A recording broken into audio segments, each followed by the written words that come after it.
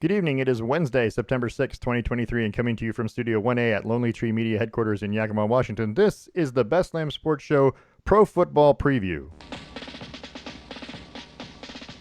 Miami has the Dolphins, the greatest football team.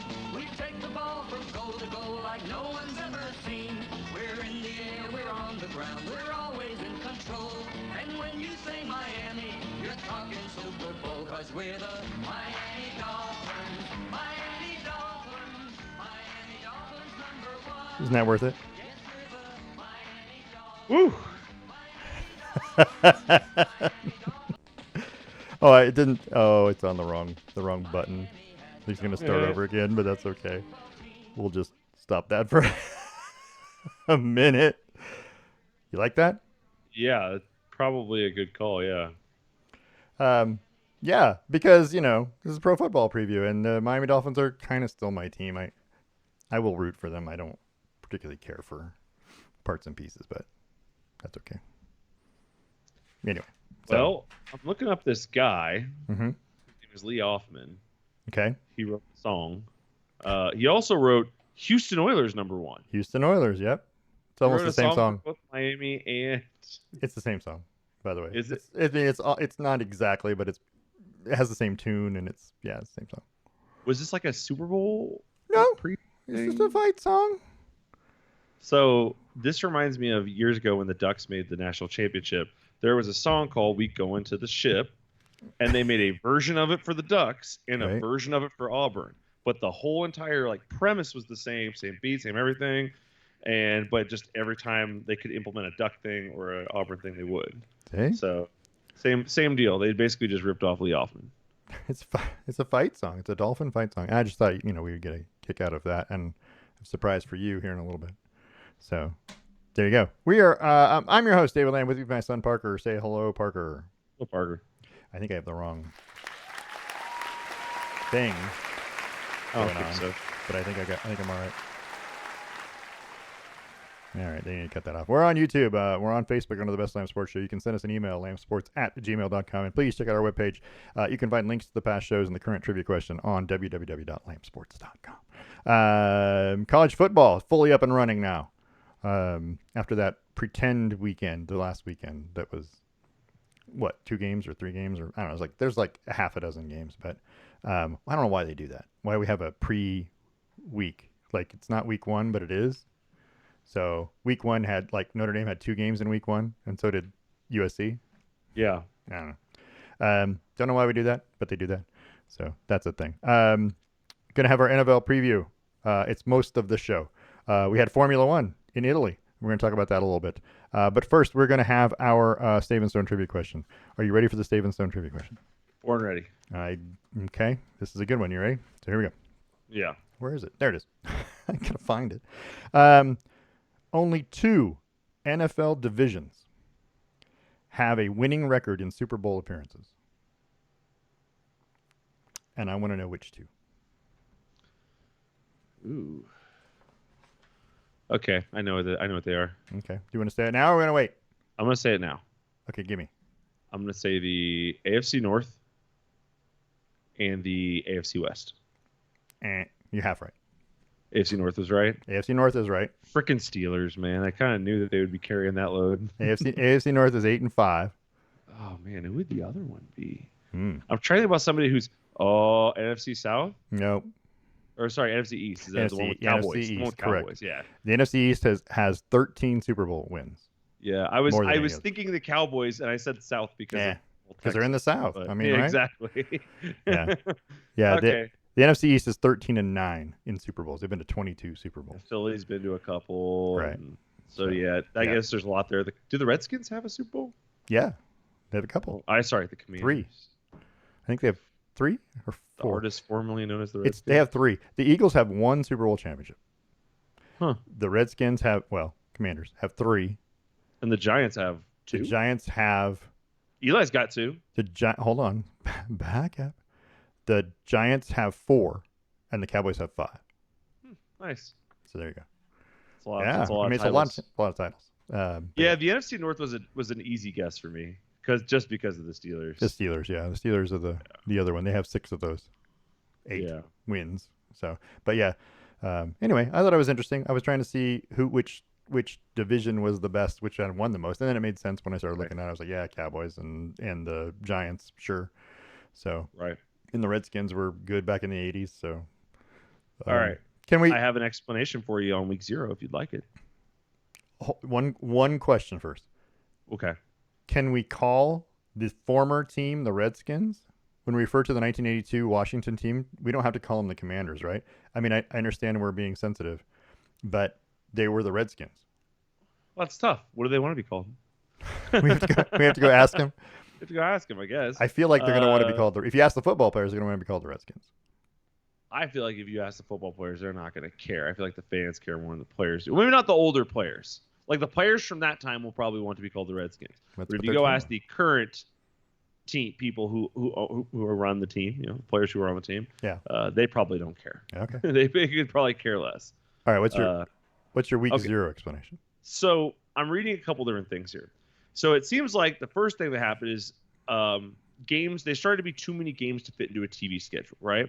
And so they created week 0 for 2 reasons. Number one, it granted teams that had large travel schedules an extra bye week, such as Hawaii. Okay. Hawaii usually plays in week 0 or somewhere around And they there, did. so they can get an extra bye week during the season to Okay. relieve. Sure. And number 2, it looks like the second reason was because they didn't want to overload the Labor Day weekend. So if they had a game they could shift that would be important, that would draw a little national buzz, i.e. USC, San Jose, was a little bit. I mean, it got people riled up. So they're going to do it. They're going to slide a game or two over there, opens up a network a little bit the next week. Because, the next week, USC played. Who did USC play week 2? Nevada. Who is better, in my opinion, than San Jose. In week 1. Well, technically week 1. But it's better than San Jose, but they were on Pac-12 network, so they got pulled off of national television in week 2. So All right. week 2. So yeah, that's the ultimate reason here. It says it was originally designed to grant teams who would volunteer for it an extra bye week, Okay. and it was offered to schools like Hawaii and like some of the if you were traveling a long way for your first game. So I guess if you were in Miami and you were playing in Washington, you could get an extra bye week in it. So. Okay. It's what the original function of it was, but now I guess it's a little distorted. And it is too because, Florida International and Louisiana Tech played in week 1. So Here's a question for you. When did it take? When was the For first week week 0? I don't know. 8 years ago. 1983. What? There was a week One 0? Nebraska blew out number 4 Penn State, Oh, 44-6 in the old Giant Stadium in East Rutherford for the kickoff classic is what they called it. But they're saying it has come and gone. Like it was gone for a couple seasons and it was back for a couple seasons and gone for. So it's kind of been back and forth. Only recently has it had its longest staying stint. Okay. Yeah. All right. I don't know. I just curious. Kind of weird. I don't know. All right. So I mean I get it. But they're just prolonging the season. It just keeps we're making it bigger and bigger. Play as many. I don't give a shit. Start Well, I playing mean, I earlier. know. I hear you. I love football. I can deal with it all year round. I hear what you're saying. Where's my week -5? So that way I can start this in August. All right, let's talk about the 2 things we have to talk about before we talk about what we want to talk about. Okay. Formula One. On Sunday, Max Verstappen set a new Formula One record by winning his 10th straight race, the Italian Grand Prix in Monza, Italy. So it was Red Bull's 15th straight win as a team. Mm-hmm. I guess I have a question. So here's my question. Ferrari finished third, right? Carlos Sainz and Leclerc finished 4th. They finished 3-4 behind Red Bull. Right. They haven't done that all year. Right. Is it conspiracy theorist of me to say, wow, Carlos Sainz got the pole in Italy with the Ferrari team and they finished 3-4 in Italy when they haven't done that all season? Of course it's conspiracy theorist of you to say it, but that doesn't mean that there's not some validity to it. Okay. I mean, no matter what way you slice it, you saw a couple years ago that races can be manipulated by leadership. Sure. It's just how it is. So there's no reason to think that a Ferrari, a podium, wouldn't make sense. There's honestly no reason to think with as corrupt as FIFA is, right? And Yeah. and you know how much money's in there. There's Yeah. more money in Formula One, Right. right? And there's less oversight overall. Yeah. So it wouldn't be surprising for me to understand that they were saying like, hey, like, I mean, this is just like an example of it. Not that I've ever heard this one before, but let's say they were like, okay, Lewis is getting a little political. We're done with Lewis. We need another guy. Red Bull, go on ahead and hop in. We're gonna ignore some things, Oh and yeah. you guys can be great and just crush everyone else. Not saying that that's happening, but they would have that ability to, because the stewards do the checks on the cars. Right. And if they notice a fuel bypass in the Red Bull one, then they could just ignore it. Hmm. Like, it wouldn't be hard Yeah. to do that. Like, especially internally with the car. Externally, teams are going to see it, right? That's hard to do, like with your body, with the body kit and things like that. I mean, last year teams were calling out each other left and right for external things. Right. But internally, where the power comes from, it wouldn't be hard. It wouldn't have been hard to do it when Mercedes was good, to be fair. So let's keep it across the board. It would have been hard to do it when Mercedes was good. Right. So that way they could get their first, not their first, it was technically wasn't their first black F1 driver, but their first title-winning F1 driver. Actually, it might have been the first black F1 driver. Yeah. Anywho, their first title-winning one. Now they appear Yep. progressive and on the forefront. And Right. like, none of this really strikes me. If you were to tell me that everything was corrupt in Formula One, I'd go, probably. Probably. And Yeah. if you were to That's tell right. me that it's not, then I go, yeah, okay. Okay. What was more surprising, their finish or the fact that Yuki Tsunoda's car started smoking before on this formation lap? He didn't even make it around a lap. I mean, I want to say it's surprising, and yet I'm going, meh. I mean, it's it's not that surprising. I was sitting, I'm always sitting there. Your mother and I are always sitting there watching, and we're going, who's the first one going to be out? That's the bet. Who's the first one out? Because there's no reason to bet who's going to win anymore. We always bet who the first. If you're person. making odds on that, Yeah. it's got to be like Yuki and Lance Stroll Yep. near the top. Yep. And then there's a couple other guys like a Hulkenberg gets Right. put out One of the quite Haas often. guys, yeah. One of the Haas guys. Yeah. It could be. There's- We're sitting there, it's either a Haas guy, it could be an Alpine guy with a mechanical thing. It could be. I was not expecting Yuki Tsunoda car to be smoking on the formation lap. That was just Yeah. weird, and I'm like, oh my gosh, that's a terrible way to go out because hey, you didn't even get to start the race. Not like he crashed in qualifying or did anything weird. It just car broke down on a lap where you weren't even going fast. I don't know. Anyway, it was pretty interesting to just all of a sudden say, hey, wait, we're under a red flag already. Yeah. We haven't even started. Which shortened the race. Shortened the race by like 3 laps, right? Because they had to do all the formation and reform up because they had a formation lap. Yep. And then they stopped and they followed the safety car under a lap and then they red flagged it and everybody came in and they went back out because they had to do another formation lap. It's like, geez, Louise. But in the end, it was Max Verstappen. I mean, it was inevitable. Yeah. I think that for the track probably suited the Ferrari cars.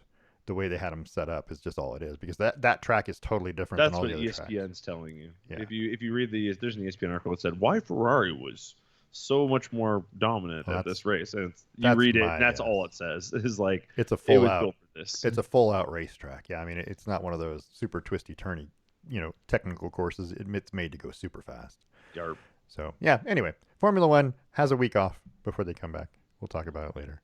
Yeah. But Red Bull way out in front. I think if they win one more race or 2 more races, it might be 2, they clinch the constructors championship. Sounds right. Yeah, they don't even have to. I don't even know if they have to win the races. Just finish in the middle. But score points. They're just way ahead, and Max Verstappen's almost clinched the whole thing. Yeah. He would have to not race the rest of the year, or not finish any of the races, and Sergio Perez would have to win every race for him to have a shot. So yeah, it's pretty sad. So it's been boring. I want more excitement. I mean, there were some exciting things here and there, but I want more. I'm expecting Max versus Lewis 2 years ago. That's what I'm expecting. Which was incredible. It was incredible. It was fun to watch. It was debatable. Good TV. TV. It was everything. Yeah. It was good entertainment. Yeah. And see, this is what the European fans were saying, is that eventually American fans would get bored with it. Yeah, and it's happening, man. It's not. You're not right. It's happening. Yeah, the dynasty part is pretty Oh, pretty sucky. I don't think you can call him a dynasty. 15 Un- straight races? well, no, not no. But dynasties involve titles, right? You imagine if you won every race, but you could never win a title. Like that's not how Well, it he's won works two in straight Formula One. titles. But He's about to win 3. well, okay. So here's where you'll get the caveat. He controversially won Sure. one straight title, Okay. but he absolutely crushed the other one. So he's about, in my opinion, he's about to have 2 legitimate ones, Okay. right? And as soon as he takes the third, I'm cool with dynasty. I need 3. Even the U required 3 good years before they started calling themselves a dynasty. The Well- Warriors had to get 3 before they called themselves a dynasty. Were the Tom Brady New England Patriots a dynasty? Yeah, but They didn't win consecutive titles. They won. no, it's not necessarily about consecutive titles. It's about a total amount of titles and a Okay. consistent level of excellence in the Yeah. process. Okay. So, but when you're first starting, it starts with your first title, Okay. right? That first run up to it, and you get it, and now it's like, all right, clock's ticking. How are you going to maintain this level of high competitive level? So there's that. But Right. I'd say one more and he's there. But don't get me wrong, I don't even think even Lewis was ever this out in No, front of people. Not really. I mean, he like did well, but I'm sure he had races like it, but not Yeah. like this. no. And he had multiple stretches where he won 5 or 6 races in a row, and that was dominant. But it isn't dominant to the point like Max is at this point. I mean, where it's just inevitable that he's going to take the lead and he's going to win. If his car doesn't break down, if someone doesn't hit him, there's no one's going to beat him at all. So anyway, I do like what Toto Wolff said. Lewis, I guess, a couple weeks ago talked about the sport getting boring. He said I would know. He said so changes to help make things more competitive are always good. That's literally what the point of these cars was supposed to be. right. But Toto Wolff came out the other day and warned against it, and he said that they shouldn't do it. He says because he doesn't want it to become like WWE. He doesn't want it to be scripted. Right. Well, that's And true. He said as long as you comply with the regulations, technical, sporting, and financial, you just need to say well done. It's up to us to catch up, and if that takes a long time, then it takes a long time. I remember people crying foul when it was us. Entertainment follows sports and not the other way around. We cannot be WWE scripted content. We don't want that. It's true. All right. So I like that answer. So even though it sucks that You- Max is doing this because it's just boring to watch, It would it's the order of things. have been a lot better had you done it with a German accent. So I'm just saying. I thought about it for like 2 seconds, and I was like, no, I'm not sure I could pull Yeah. off that harsh accent. Yeah, you can. Anyway, college football. Let's talk about college football for a minute. And for some reason, the slides get all out of whack, and I don't know why. Let's talk about college football. Who had actual week 1 after the week 0? And let's just say this: the Pac-12 after 13 games is 13-0. Woo! And I'm not certain I've ever seen that. I don't know that it's ever happened. As a matter of fact, I think I heard them say on like one of the channels that it's never happened. Yeah, that would not surprise me. Yeah. The Oregon Ducks opened up their 23 campaign with a gritty victory over Something. Portland State. Yeah, 50 points in the first half en route to an 81-7 victory where every player on their roster got to play. And that's good. I mean, that's what you want. That's the reason why you're paying Portland State the big bucks to come there and let you play all the players and win all the, score all the points. Bo Nix, 287 yards and 3 touchdowns. It looks pedestrian, but they run the ball so well. I mean, they had 5 rushing touchdowns, and you don't, It was just efficient. It's an efficient game, and it it's going to make him look, by comparison, he had 4 incomplete passes. He was 23 of 27, right? 287 yards, 3 touchdowns. Ty Thompson comes in to back him up, 7 of 8, 81 yards and a touchdown. And then the third string guy comes in is 3 of 3. So the team only had 5 incomplete passes the whole game, 33 of 38. Right. And you had Bucky Irving rushing for 119 yards, Jordan James 86 yards and 3 touchdowns. You had 4 guys over 50 yards in this one. And the best part I think about it was Bo Nix didn't have to rush a single time and risk getting hit really at all. Woo! Which is saving him for later. That's going to pay dividends later. I mean, 3 or 4 less hits come, game 10 or 11 is going to be big. Absolutely. Yeah. So, I mean, it was a good win. I mean, it really was. It was a really good win. But it's Portland State. So let's caveat that, and then let's also say that next week they play Texas Tech, who suffered a loss to Wyoming in overtime, um, 35-33. I that was a kind of a not a huge upset. It's not the biggest upset of the weekend by any stretch, but Texas Tech is now going to be hungry. Or Trying to deflated. well, one of the well, maybe both, but I mean, if you don't think they got their behinds handed to them by their coach after that game, Without a doubt. yeah, Without a doubt. there's But I there's think they got caught looking ahead. there's going to be and then maybe that is exactly what happened. I mean, that happens a lot. And that just proves that you're not that good a team that you can look ahead and still win the game because there are teams that can do that. Yeah. Yeah, but it'll be interesting. I think Oregon could do that. It'll be to Portland State, anyways. next week will be interesting. Oregon at Texas Tech. That's going to be a good football game. I don't know. I'd put my money on Oregon right now just because, but I would not be surprised if it was a sluggish battle early, first half, because Texas Tech's going to come out motivated. That coach is going to make sure they come out motivated. And anytime you're playing on the road, it's a little bit different. Playing in the winds of Lubbock, Texas, Right. is interesting. Well, Oregon's only a 6.5-point favorite, so Yeah, which surprises me. I think it seems low considering what happened last weekend with both teams. it does. So they're putting a lot of stock. I think Texas Tech was picked to finish fourth in the Big 12.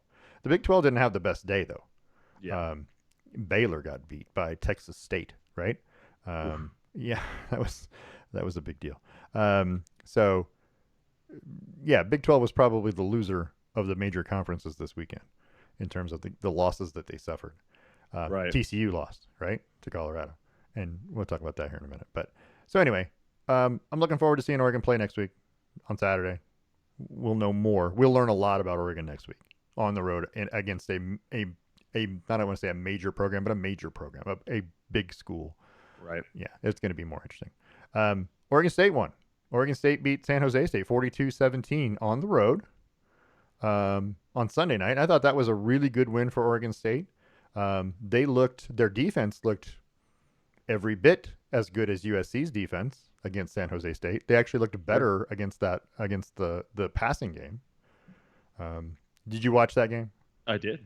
Did you like what you see from Oregon State? I do. I think you're right. I think you hit it on the head. I think the defense looked as good as USC. I have some quarterback questions though. Yep. So I watched two games this past week, and we're going to talk about the other one, which is Colorado TCU. But both quarterbacks did something similar, and so in this game, DJU, I'm not even going to try and pronounce his last name. Yeah. Threw probably, I'm going to guess like 85% of his passes sub 10 yards. Yeah. So short passes that then would break open and things like that. He did a couple ones that were out there. He had 2 touchdown passes that were just wide open, like Right. guys standing still. Yeah. But what impressed me most with them was their offensive line, because this San Jose State team got to Caleb Williams quite a few times, Right. but they could not get to DJU. Yeah. So I found that to be kind of impressive. Yeah, and to your point, Oregon State had the longest pass was 31 yards, which Is that the longest of the whole game? for Oregon State, yeah, the longest pass they had was 31 yards. His average per attempt was 9.6, which is not huge. To put that in perspective, the starting quarterback Cordero for San Jose State, his average per attempt was 4.8 yards. So yeah, there was a lot of A lot of short stuff getting tackled down early. but you got to see Jay Butterfield, so that was. But I did get to see Butterfield. Not only are we going to get to see Butterfield, we're going to get to see Tyler Shutt. We get to see Tyler Shutt, yeah, right. Every all quarterback. the Oregon, quarterbacks who didn't make it are out there. You're gonna see them all. But Nick Nash for San Jose State. I gotta go find it here. Hold on. Nick Nash. I don't have the games. Why is there not the game by game? It's not on here. What is going on? Oh my gosh, Stats! Come on, man. Do what you're supposed to do. Nick Nash had 6 catches for 89 yards and 3 touchdowns against USC. He had 7 catches for 40 something yards against Oregon State. So, yeah, not as good. Oh, that's good. not as- Held in check. Their whole entire passing offense was held in check a little more. Right. In this game, so. Nick Nash looked like a superstar against USC. He really did, didn't he? Did. Yeah, he did. So that was good. It was good to see. I like Oregon State doing well. I'm an Oregon State fan when they're not playing Oregon. So there we go. It's good for Oregon to have Oregon State be good. It is. It is good. And I'd say it's good for the Pac-12, but no one cares anymore. Right. Also, this weekend, Caleb Williams and USC beat Nevada. What was that? 66 to. I mean, who cares? But it was just the destruction of. And it's the second straight week they scored over 50 points. They scored 56 against San Jose State, and they scored 66 in It's the this second one. straight week they've played non-Power 5 teams. It's true. No, the opponents haven't been great. You're right. 66 to 14 was the final score. But it's Nevada again, so you gotta just take it for what it's worth. And then also in the Pac-12, Utah with their win over Florida. Utah looked okay to me. Well, they looked really good for 2 quarters. Their defense looked really good.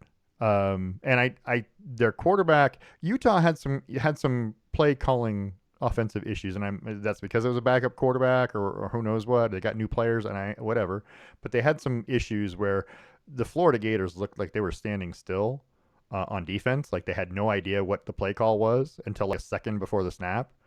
And Utah was not going fast and taking advantage. No, maybe they're not built to go fast, whatever. Right. But I would think that as an offensive coordinator, you'd see that and go, hey, let's call an extra play for every drive, and we'll just throw it in there when we see that they're confused. But they aren't doing that. And I get it. It's the first game of the season. There's probably technical issues going on, and I get it. But it just seemed like Utah could have been better, could have beaten Florida by more.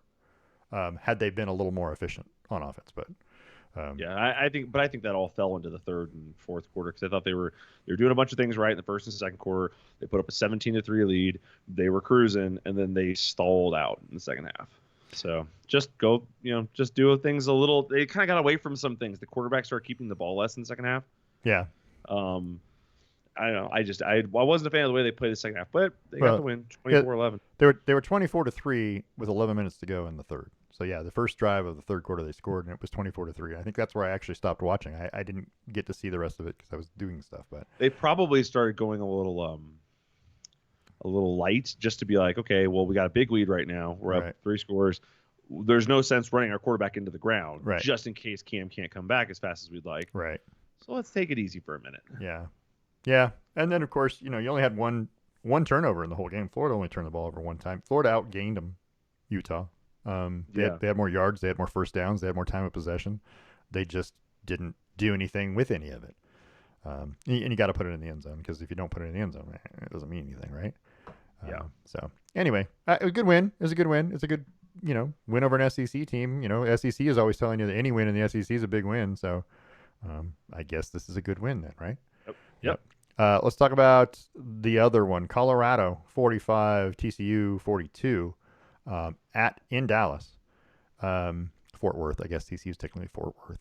But anyway, so Deion Sanders, I'm having trouble with. The team looked good. Okay? The team looked good. Their offense looked good. Their defense gave it 42 points. You can say what you want. Your defense looked terrible. Yeah, your defense did not look that good. Even when Oregon was the kind of team that was beating, like scoring tons of points, the duck doing 1,200 push-ups in a year or whatever. Yeah. They were never giving up 42 points in a game. Right. It'd be like 21. Right. And it's bad. And it was all first half points usually. And they made adjustments and then shut people down. Colorado was giving up points all game long, and it was to a new quarterback. There were multiple new people on the offense for TCU. Right. And everyone wants to say, well, they were in the championship game last year. Yeah, but it's not the same team. It's not the same team. Teams get up all the time and put together a good season and then disappear. Do we all remember when Notre Dame put together a 13-win season and played a national title and got stomped, and the next year they were nobodies? Right. It happens. It's all the time. Washington for the Pac-12 put together a great season, got to the college football playoff, got stomped, and weren't heard from again for 5 years. Yeah, and what I'm telling you is this is a team that TCU is a team that just they got hammered in the national championship game by the national champions, and then their next game they're on a 2-game losing streak. Their next game they lost to a team that won 1 game last year. So take that for what it's worth again, because it's early in the season and we don't necessarily know anything about TCU. We don't know where they're going to end up. But if this is any indication, their defense is going to give up 45 points. Their offense is going to come along.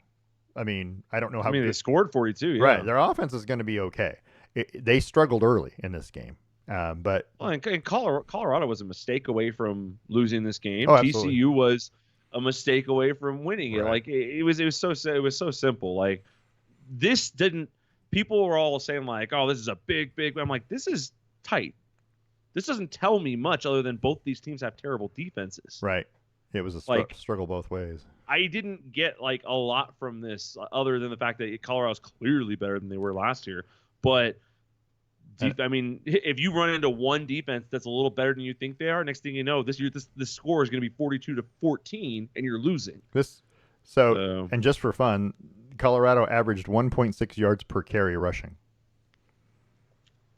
Yeah. Yeah. So well, they used that running back in the passing game. Yeah. What I'm telling you is, if you're watching any of this film, there's no reason to play rushing defense. There's no reason. You need a blitzer. You need somebody to make because if you watch Sanders scramble and throw, he was not nearly as effective. He's not a smart scrambler. He will make a bad decision. There's no way you're trying to sit here and tell me that the Prime's son, doesn't have wheels. Oh, this guy's fast, but he has to have wheels, and yet there he was, sacked 5 times, and put up no like what the hell? Yeah, it was weird, right?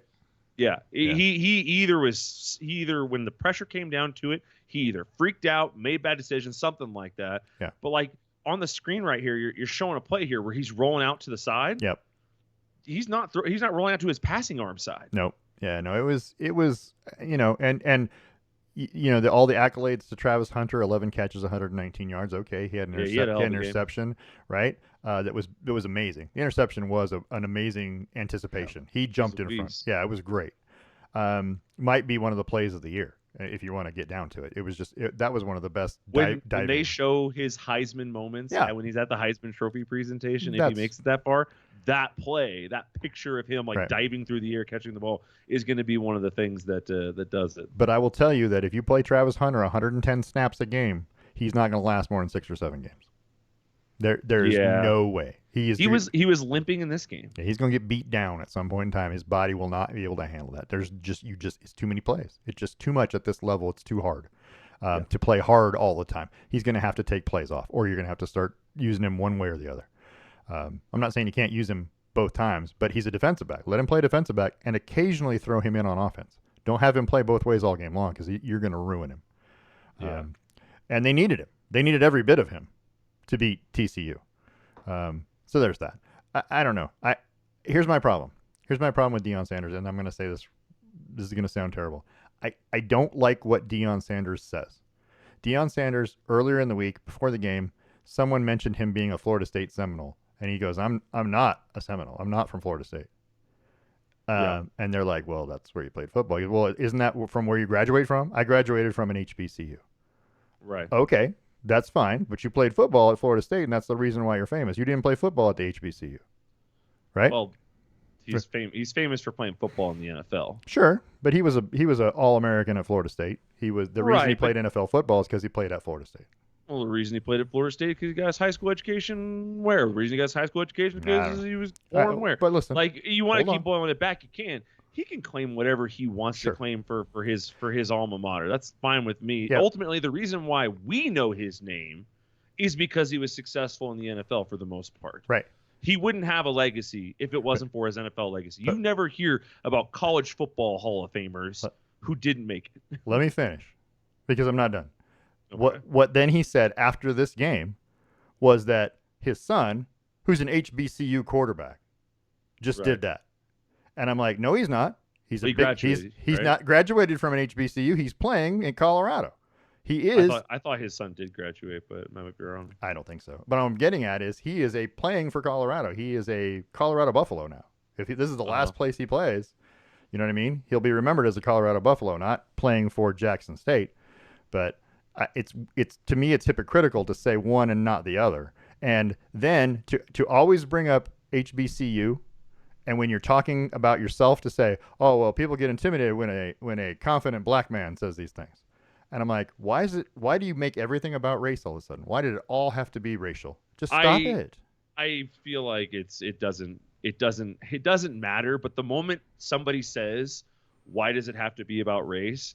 It almost is He like did it already. I understand. I get what you're saying. Yeah. You and me, same team here. Okay. I just feel like the moment you say that, you put the target out there a little higher. That could your comments be construed as this or that? Like, could they be like this? Now, I know you, and I know that you don't like any outspoken people, period. Well, You hate coaches who talk loud. You hate players who talk I loud. do. You want actions on the field Yep. and shut up elsewise. You Yep. are literally the epitome of shut up and dribble, but it's equal opportunity. Yeah. All right. So I'm okay with that. I'm okay. I understand where you're coming from. But there are a lot of voices out there talking about these players, talking about Coach Prime, talking about them that do carry that weight. So it's easier to not try and discern them one from the other. And just for him, it's easier to just throw out the narrative that there's potential, illicit motivations behind it. And just let it be there, because then hopefully that quiets everything. Right? Yeah. Well, I'll tell you what was most confusing about this football game. Deion Sanders on the sideline, Shadur Sanders at quarterback, Yep. Shiloh Sanders in the defensive backfield, and the running back for TCU is Trey Sanders. Yeah, I saw Everything that was Sanders. It was Sanders. Every play had a Sanders involved in it. I agree. I was saw like, that too. I remember I saw the running back. I was like, wait, does he have a kid? Yeah, is there another TCU one? also? I was like, is that why they're playing each He other? wouldn't. Is there- He wouldn't let him play over there. Anyway. Yeah. No. Yeah, I mean, it's interesting. I understand what Deion Sanders is doing.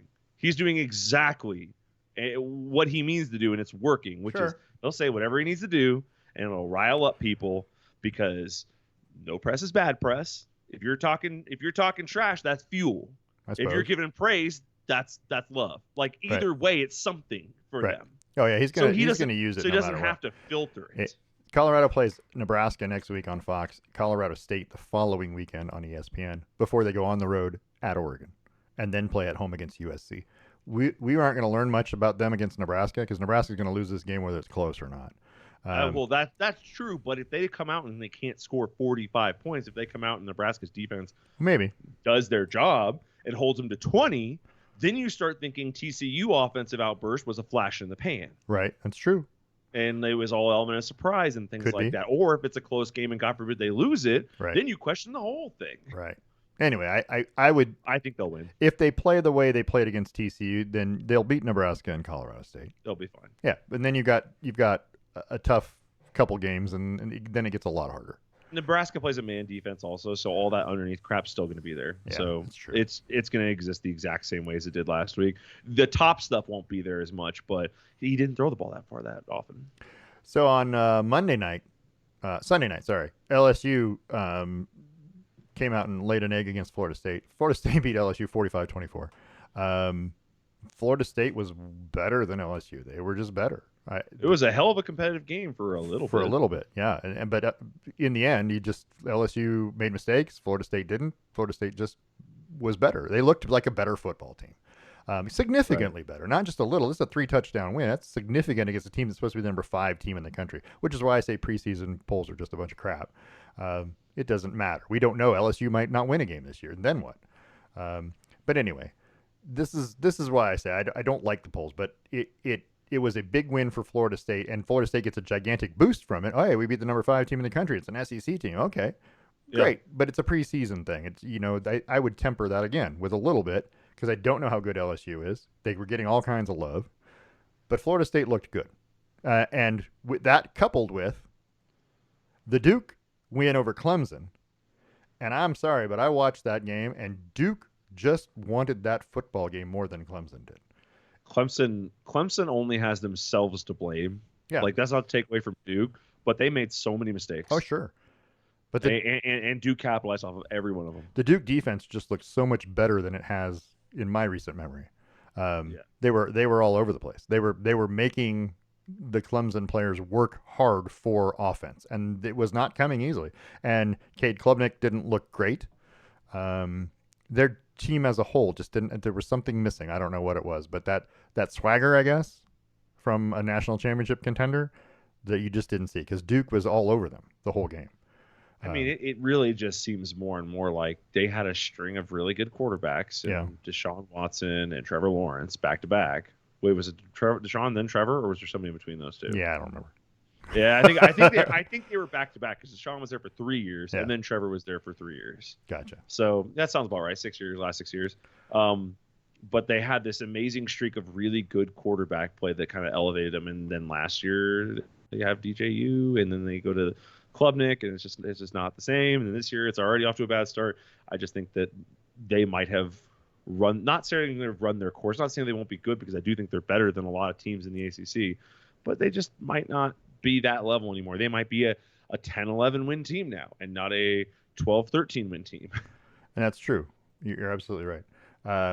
Yeah, it was. Gosh, what do I want to say? Interesting to me. Let me pull this down. See if I can make this right. I'm trying to. Okay, there we go. It was interesting. They're Clemson. So if Florida State is that good and Clemson is what we saw Clemson do, I mean, Clemson, yeah, they might be a 9-win team still, because I don't know if the ACC is that great. ACC is that great. North Carolina's okay. That's like the next team down, right? In the ACC is after Florida State. Now it's North Carolina, and then it's Duke now, who's ranked, and then Clemson.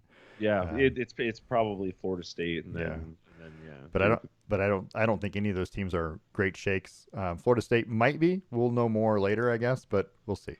I don't think you're going to see much out of their schedule that's going to give things away. This was the marquee game on their schedule until they play Clemson or North Carolina. So I don't know that Louisville's that good in that conference, but they were getting worked, and they came back in that game. So we know they got heart. That's true. Louisville. we know that they have that, and that can win you some games you're not supposed to. Louisville does have one vote to be on the top 25 this week. So there's that. And that is the Louisville AD. It might be, for sure. It's hard to say. Let's look at quickly at the AP poll, which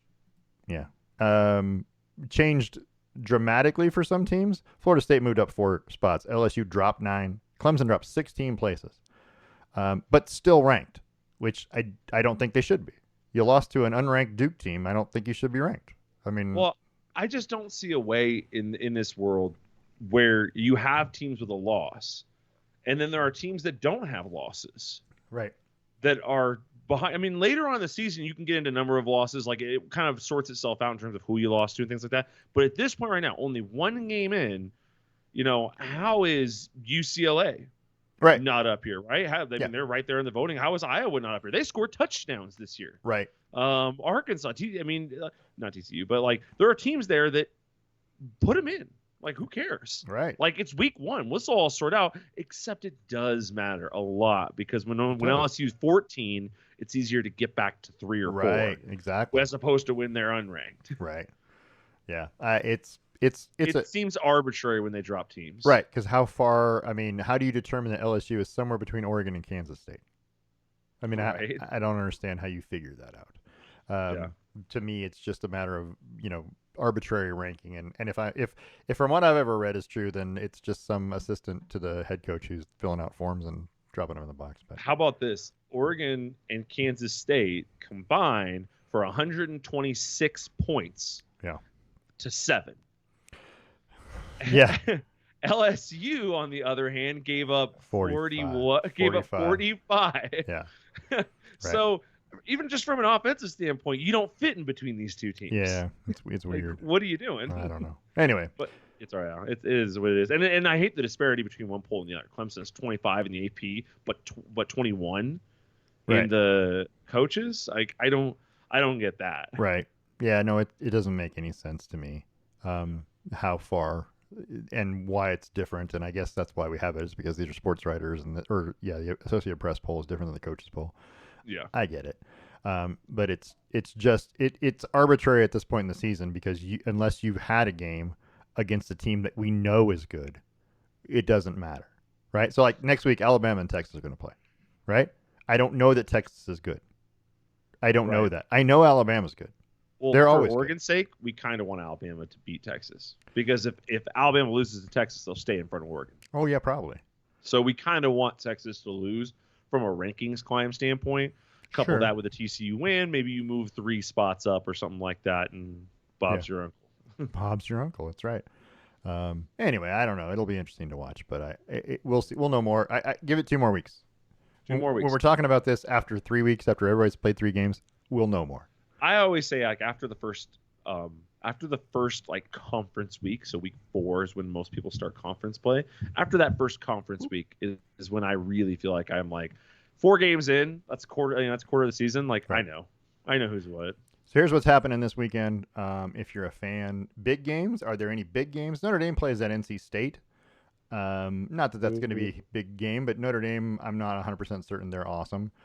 Colorado gets a chance to prove that they're, pretty good. Nebraska lost again. This is why they hired a new coach, was so they'd stop losing by 3 points at the end of a football game, and they did. They lost by 3 to. And then their quarterback threw a pick. Yeah, it's like, jeez. Ole Miss at Tulane. I like that game. Yeah, that'd be a good one. I like that one. That one's a good matchup right there. I don't know that there's, and then there's the Texas Alabama, Oregon Texas Tech, Wisconsin at Washington State will be interesting. Yeah. I'm interested to see that. UCLA at San Diego State. I'm interested to see. Stanford USC Could be interesting. could be interesting if Stanford is. Yeah. I mean, this will be probably one of the biggest. Well, I guess what's his name's not there anymore. The Stanford coach left, Yeah, right? Yeah. I don't know anything about Stanford now, so maybe that'll help. I don't know. Who knows? Uh-huh. But that's an interesting one. Yeah.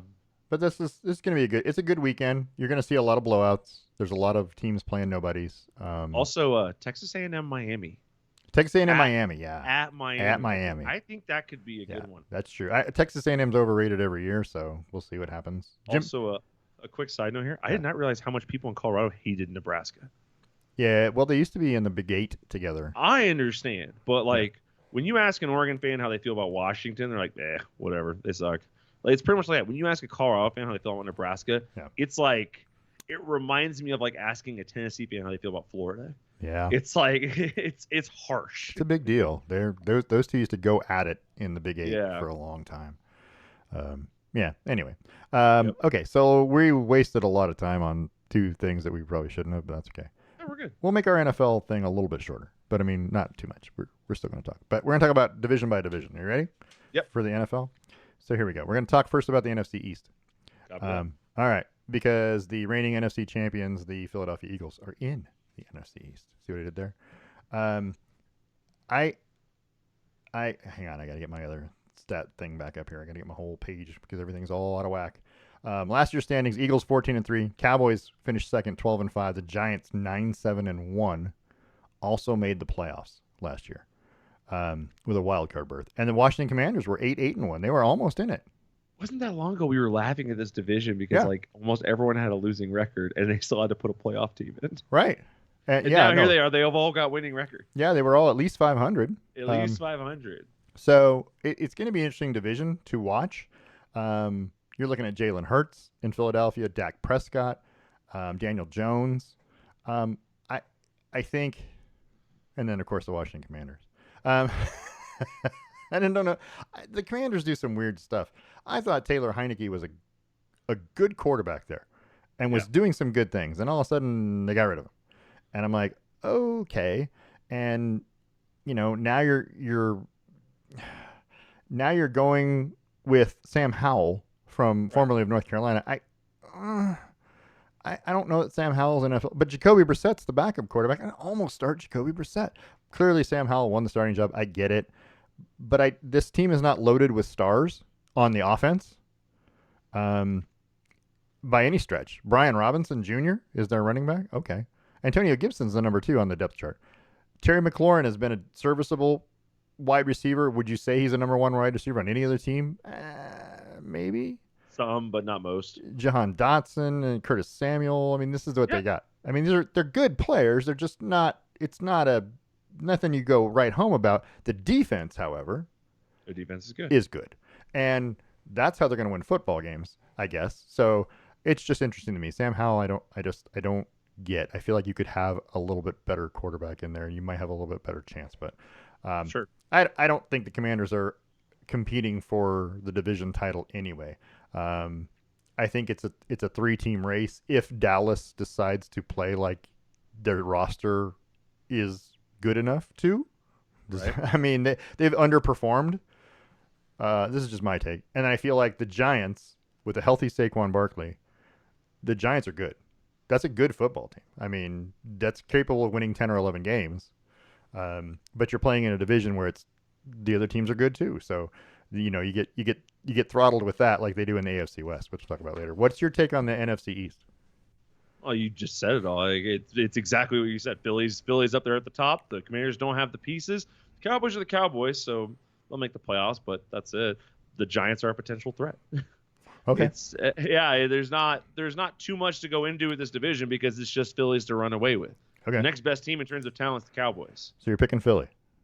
Yeah. Okay. Yes. Are you going to say one of the other teams makes the playoffs? Giants, Cowboys? No. No, just Philly. Yeah, I think just Phillies because I think there's another conference that's gonna put multiple teams in. Okay. Box them out. All right. I mean, they could be. They're the next most likely after this other division, but I just don't think they will. Okay. Okay. I'm on board with it. I mean, There's 3 wild card spots, right? yeah, we do 7 Three wild teams now, which it's weird, right? Why we don't just do 8? I don't know. So let's talk about the NFC North. We're gonna move to the North, which brings us to Minnesota, because Minnesota is probably the odds-on favorite to win the NFC North, like they did last year. They were 13-4 last year. The Lions were 9-8, just missed a playoff spot by a tie. The Packers were 8-9 last year. That was with Aaron Rodgers, though. And the Bears were 3-14 with a really young Justin Fields and a very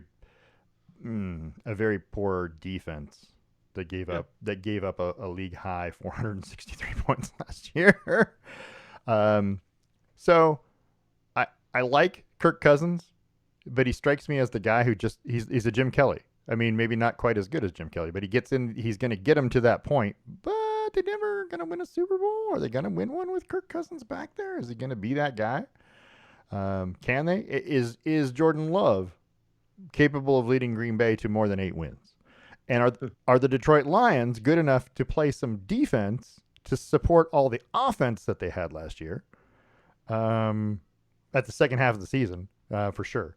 Their defense needs to be just a shade better, and Detroit's a 10 or 11 win team. I don't know. And all that is are the Bears going to take a step forward, steal a couple of games?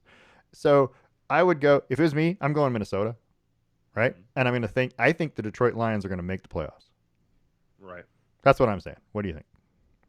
I think that Detroit's going to win the division. Really? I'm writing it down. Yep, and I think that Minnesota will be the runner-up. I think it will come down to those 2 teams. You think You could convince me that the Packers are a wild card because all of the reports on Jordan Love are that he's spectacular. I'm waiting to see it. I'm waiting to see it in a regular game. I saw it in the preseason games. He did great in preseason. Yeah, but that's yeah. I mean, when he's still playing ones. Yeah, like it's true. It's ones, true. But it's short. It's a limited. Yeah. It's like a drive, 2 drives. Right. I need to see it for a full 4 quarters. Bigger sample size. I need to see you tired at the end of the game, right? Being efficient. Yeah, correct. So, but I've seen that from Jared Goff. It's true. I've seen it in Super Bowls or Super Bowl and AFC or NFC Championship games and things like that. And I've seen it from Kirk Cousins. So, but I just think the Lions are going to do exactly what you said and make that one little notch forward in defense, and it's gonna absolutely shift their entire season. I mean, they were so close to winning so many games last year, and their defense just didn't quite hold out. Yeah. I mean, they had a 31-27 loss to Miami. They had a 48-45 loss to Seattle, a 28-24 loss to Minnesota, a 38-35 loss to Philly. These are all field goal or 4-point games. Like, you're right there. Like, if all of those flip the other way and are wins, you're talking about a 12-win team. Yeah, it was a Nebraska-ish effort. Just lose it. It was a Nebraska-ish effort. Although you didn't feel like they were giving it away at the end. You felt like the other teams were taking it away at the end. Yeah, they were just missing something. And like I said, unless the Bears make a gigantic step forward and win like 6 or 7 games and steal some more games, the Lions will win 11. I figure like they're gonna. This is my pick. They'll be 11-6, and the Vikings will probably still be 13-4, somewhere in that ballpark. But they'll both make the playoffs because an 11-6 team is going to get in.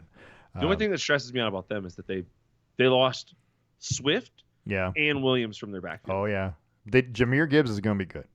Jahmyr Gibbs seems like he's going to be good, but he's a Swiss Army knife, kind of not. He's a poor man's Christian McCaffrey. Is what he is.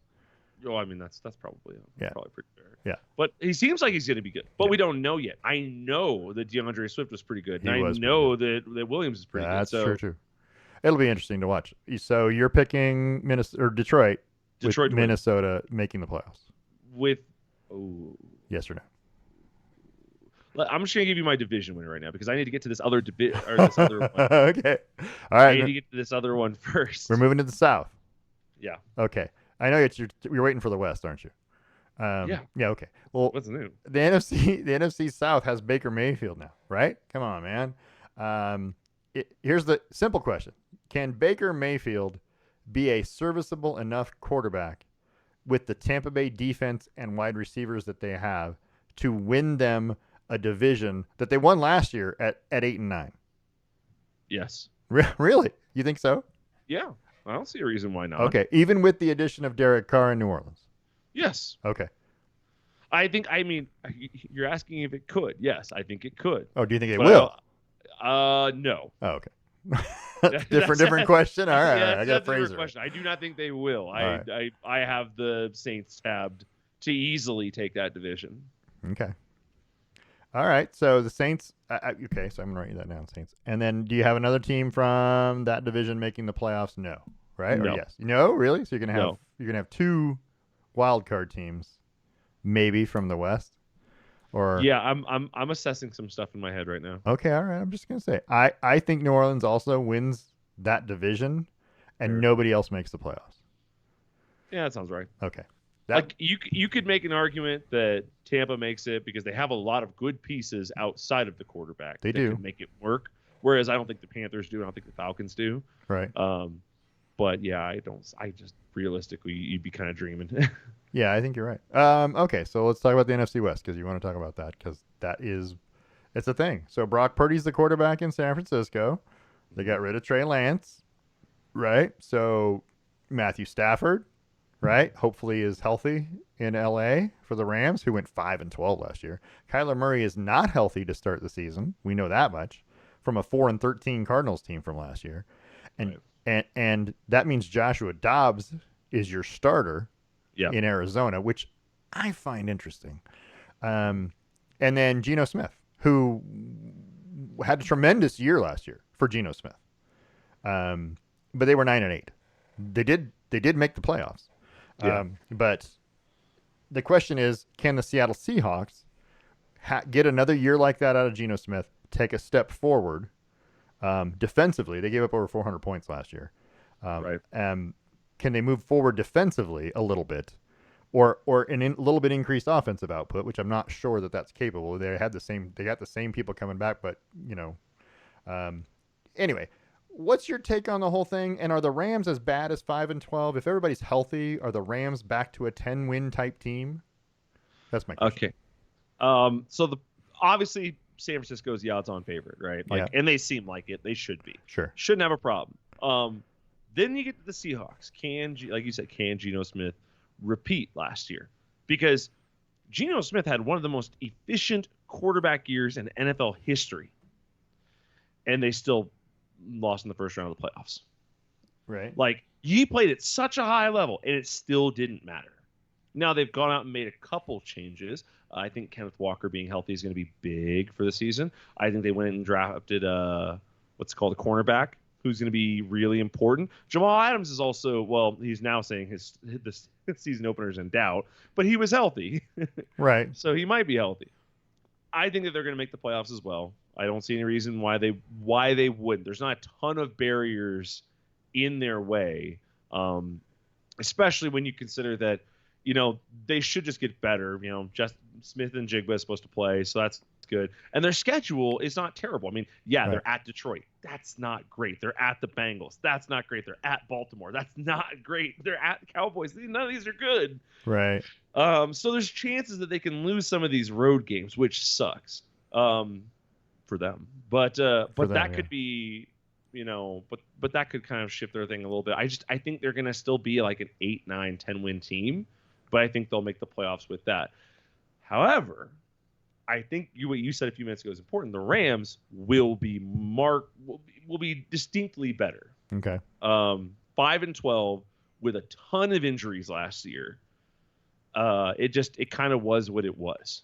The only reason I could see the Rams being bad this year, and this is important because there's going to be a lot of teams doing this maybe, is to try and get Caleb Williams next year. So, but I don't think they're going to do that from the start. I don't think they'll do that from the start, but if it looks kind of 50-50, you have to make that decision by game 3. But you also need to know if Cooper Kupp's going to be able to play because he is what drives everything, right? Yeah. I don't think the Cardinals, even with Dobbs, I actually think they're going to be better with Dobbs than they were with Kyler Murray. Really? But I just don't believe in Kyler Murray's skill set. I don't think he has it.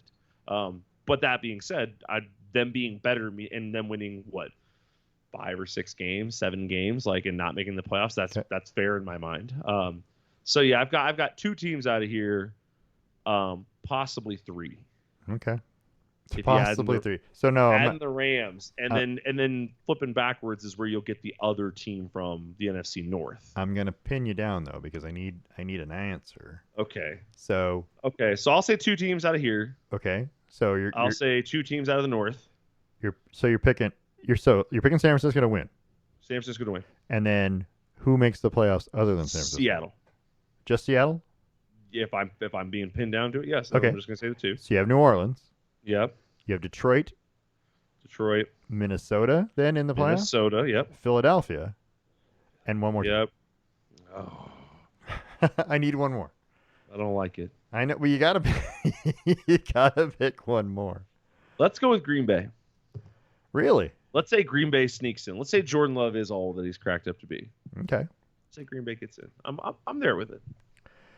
I'm gonna go out on a limb and say that Dallas puts this all together and makes the playoffs.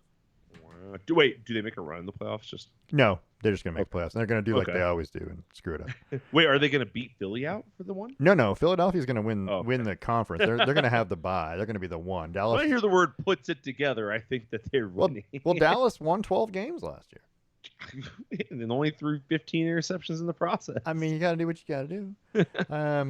He's trying to do his best Jameis Winston impression. Had the 4th best record in the NFC. I mean, they were right there, and then just were awful.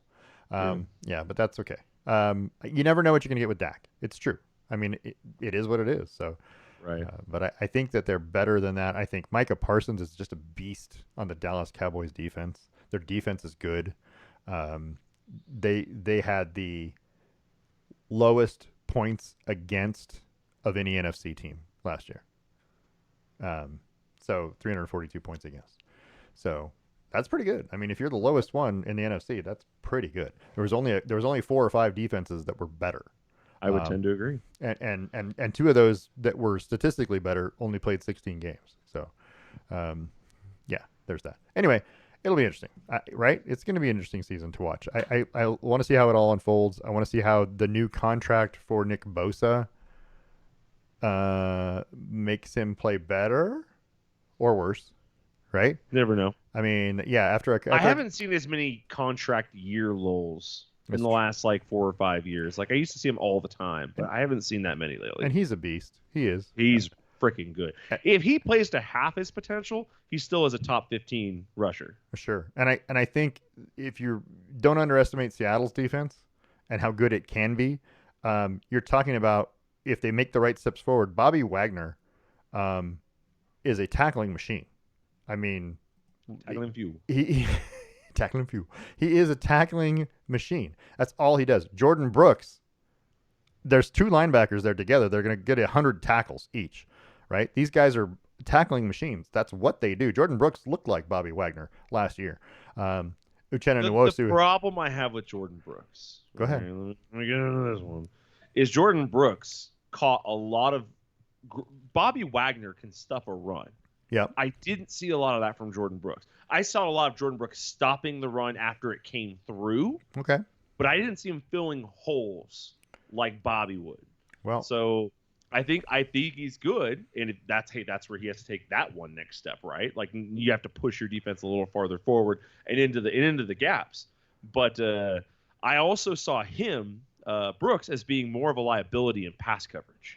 than Bobby Wagner is. Bobby Wagner isn't necessarily the most agile person in pass coverage, but he's more agile than Brooks. Maybe. Okay. It's the way I saw I it. could go with that. But I've got like 10 years of Bobby tape in my head. Brooks Right? Brooks had 5 passes defended last year, no interceptions. He had 1 sack and 3 tackles for loss.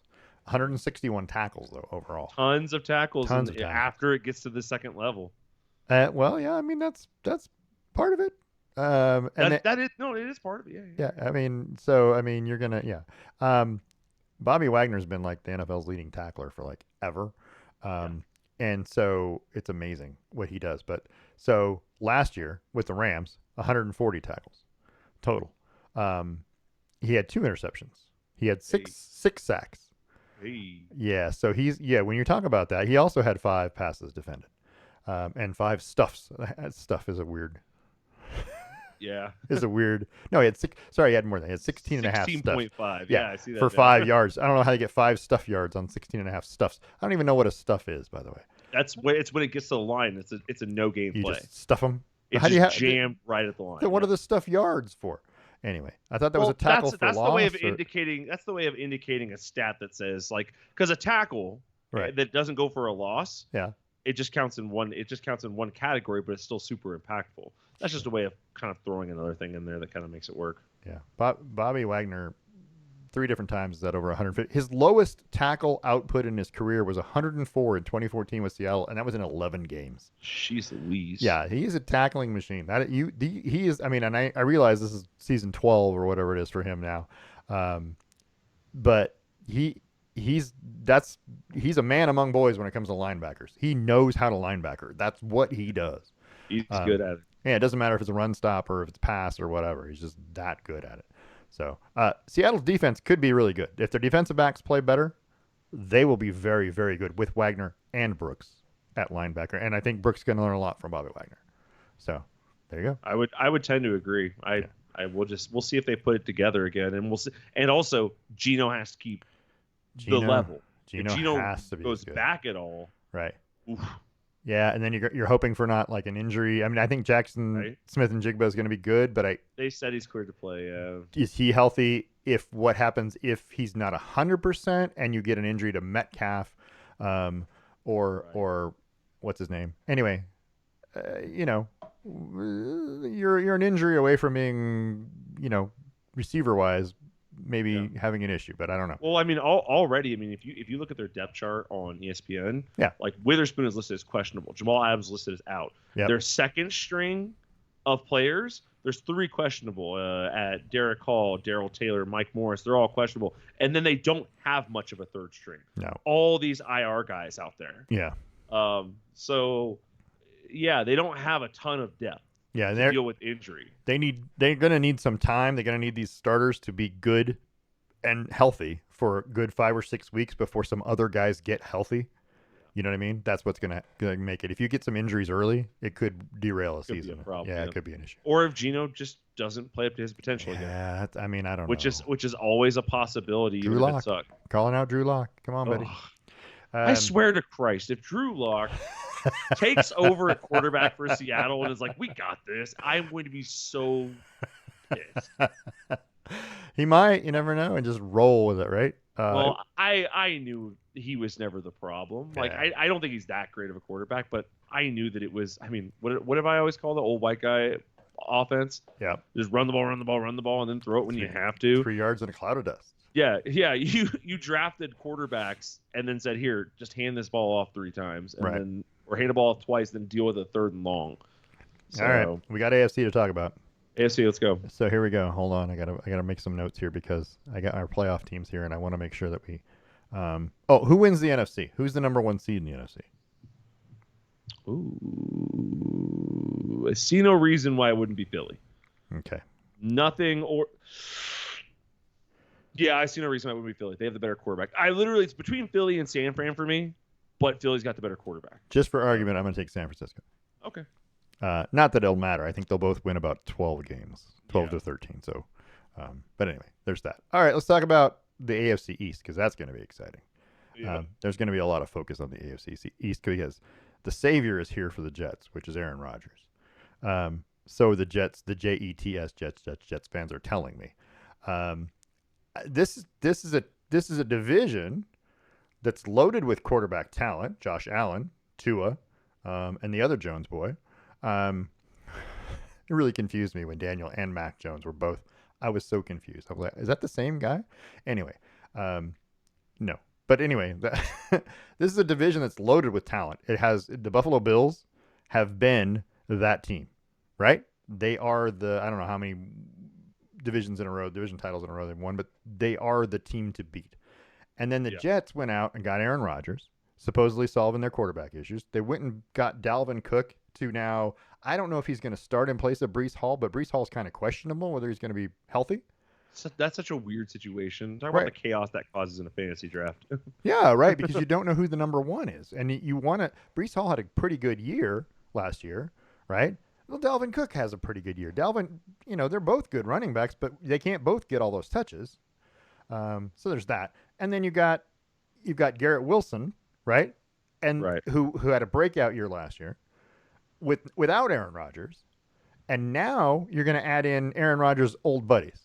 So Lazard is coming, right? And Randall Cobb is coming. And I don't know how good those guys are there. I mean, they're familiar. He's going to be familiar. It's going to give him some comfort. Aaron Rodgers got people to throw to that he knows. Are they helpful enough to make Garrett Wilson better, to take pressure off of Garrett Wilson? Because everybody's going to double team Garrett Wilson. He's the number one guy.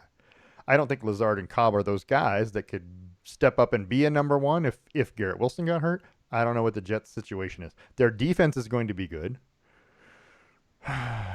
There's a lot to consider. There's a lot going through my head in the NFC or in the AFC East. I don't know anything other than I'm going to make the bold prediction right now that the Patriots are going to finish last in the AFC East this year. That's not that bold. You don't think it's bold? I don't think it's that bold. Like they could do like the Commanders and finish last at 8-8. At 8-8. That's kind of what I'm thinking. It's entirely possible because this whole division's pretty deep. I think that Miami's the most overrated team in the AFC. I think they've got a ton of pieces, a liability at quarterback. It is. And a head coach who is almost getting in his own way with creativity. So yeah. I think that's kind of a problem. I think that they're kind of one of these things where they're so wealthy in terms of pieces that they can't figure out how to all at once they're trying to do too much with it. And then the moment Tua goes out, your potential win percentage flies through the floor. It does. You're not wrong. And the likelihood of that happening is excruciatingly high. So it's uncomfortably high for a starting quarterback. Okay. So I think they're the most overrated. That being said, I think they're better than Miami top to bottom, and I think even with the backup, they're better than New England top to bottom. I think even with the backup, they'll beat New England just fine. It's those top two, in my opinion. It's Jets, Bills. I know the Bills are good. They pretty much got the same people for the most part. It's pretty much going to look the same. No one's been able to stop it yet, despite having years of game film. I don't expect that to change too much. But the Jets, man, have you been watching Hard Knocks? Yeah. It's super fun. I love Hard Knocks. I don't understand why people get upset with it. They also have Mecole Hardman, by the way. Yeah, Mecole Hardman. It's true. Another speedster. So they've got a lot of pieces. Oh, and Michael Carter is another receiver they have. Yeah. I remember from a couple of years ago was all that in a bag of chips.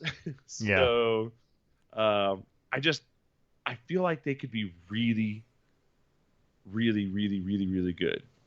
They can. And I know Michael Carr plays running back, but he's converted on their depth chart to wide receiver, by the way. Yeah.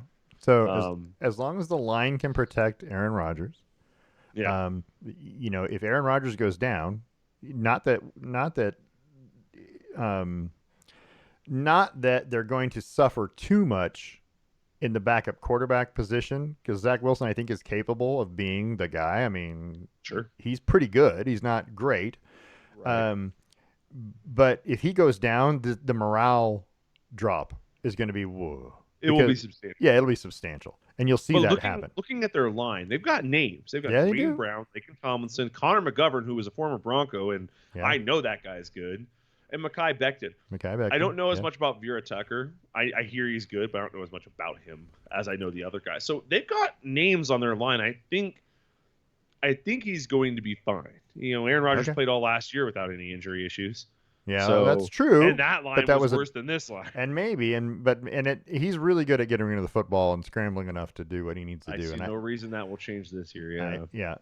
yeah, you could be right. I don't know. I feel It's just like whether or not it comes all together. yeah, there's a lot of pieces that are new, and when you have a lot of new pieces trying to blend in with the old pieces, sometimes things just don't go quite right. Right. Sauce Gardner also on the defense. This is just a good team. I don't see any reason There's why. a lot to like. Yeah, there's a lot to like on the Jets. Now that being said, they still have to play the Buffalo Bills twice, right? And the Buffalo Bills are good. We know that they're good. They're really a proven commodity. They have talent at almost every position. They are good. Well, that's And- why I said they haven't really changed in 3 years. So you've got all this game film to look back on over the past 3 years, and yet they've still managed to stay on top each year. I mean, part of that's because the division's been down a little bit, but Yeah. it hasn't hurt them, right? Like they're neck and neck in terms of playability with the Bengals and the Chiefs. Okay. So that's tough. Who you got for this division? Bills. Okay, Bills are winning. Does anybody else make the playoffs? The Jets are gonna make the playoffs. Ooh, okay. I got them pegged as a wild card. I have the Bills winning the division. Miami makes the playoffs. Right on. Still, that's if Tua stays healthy. But I'm just banking on them protecting him a little better than they did before, because they can't afford to get him hit too much. He seems, I don't know. Anyway, we'll see what happens. But I think the Jets are an injury or two away from having chaos too. It's fair. Yep. Yeah. So I think it's a fragile couple of teams, and if everybody stays healthy and all their starters are there, that the Jets and the Dolphins are both probably capable of winning 10 football games. But I feel like when we say that sometimes it's too obvious, because if what's his name goes down for the Bills, Josh Allen Allen goes down for the Bills, how do you feel about that team? Because I mean, there's Kyle Diggs, but are we feeling great about Gabe and those guys like carrying the load? the backup Allen doing what he needs to do. Are we feeling great about their scenario? Like, Well, if Patrick Mahomes goes out for the Chiefs, I feel pretty good because I've seen their backup. I know what he's capable of. But if Trevor Lawrence goes out for the Jaguars, I have no confidence in that team. it's not just the offense though. There's a component of defense, but then you just become the Patriots, a good defense with an offensive struggle. But what I'm saying is you've got a proven defense that is going to make turnovers. They're going to get you the ball back. Stephon Diggs is good enough to be a number one wide receiver no matter who's He throwing can make him the a football. mediocre quarterback better. Yeah. Right. So and James Cook has not been bad at running back. I mean, No. so he hasn't been that guy that, he's not a big name. I like forgot you they hear. bounced Singletary. Yeah. I just whenever I hear like one injury away, I think like, yeah, that's like 90%. It is, and you're right. You're right. Most of There the are a teams are that couple way. teams that I think will survive an injury Right. and maintain their status, but Right. it's very few. It'll be interesting. The Bengals without Joe Burrow are not that great. Are not that great.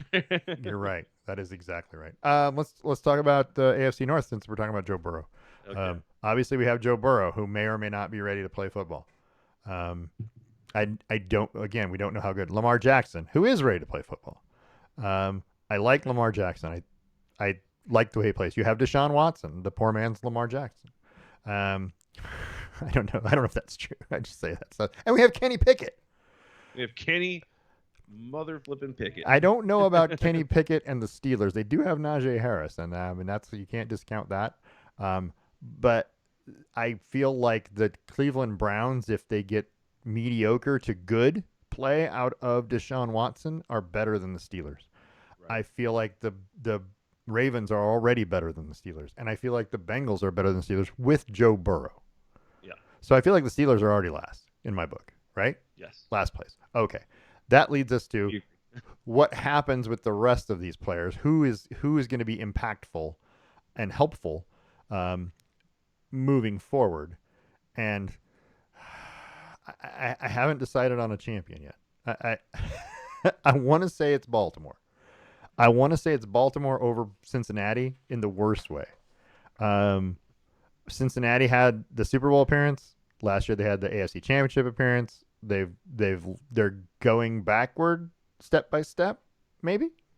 Okay, I had an absolute argument with one of the friends of the show, Austin. Yeah. Yesterday about that statement.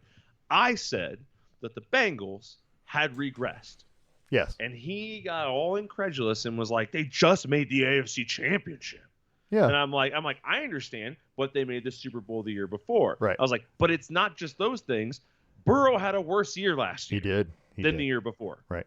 Like, if that progression continues, you can expect even more to go downhill. There's not saying it will, but to call it regression isn't inaccurate. They did. No. They regress season over season, and that's fine. They can go back up, but that's not an incorrect statement. So No. I see what you're saying. I don't think they will, though. I don't think they'll keep going backwards. You don't. Well, but it's not okay. So there's two kinds of teams. There's two kinds of teams that have when you have a worse season than you did the year before. There's two reasons for that. One is you're just not as talented. You lost players, whatever, free agency, whatever. Somebody's injured for the season. Something happens, but you're just not talented enough to win the games you won last year. I think within that counts for you played worse. That counts in you're not talented enough. Maybe, but there's also, hey, everyone else in our division got better. Yeah. And that doesn't necessarily, nobody looks at that and goes, oh, well, last year you beat this team by 3 points twice. And this year you lost to them by 3 points twice. They got better than you. They somehow found a way to beat you. You know what I mean? If they're getting better as teams, and I think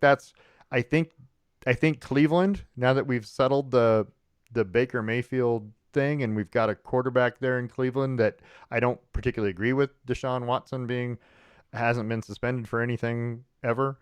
But hey, whatever. I feel like he's the guy.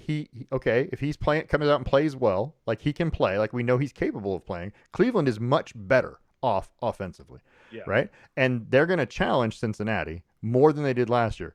Lamar Jackson, contract dispute is settled, right? He comes out and he plays and he has a fantastic year, right? Lamar Jackson is a dynamic player.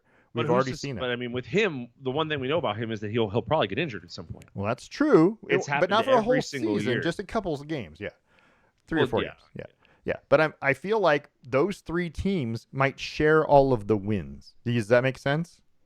Yes. And beat the tar out of Pittsburgh, but that's and so they're not going. None of them are going to be this. Hey, we're all outstanding.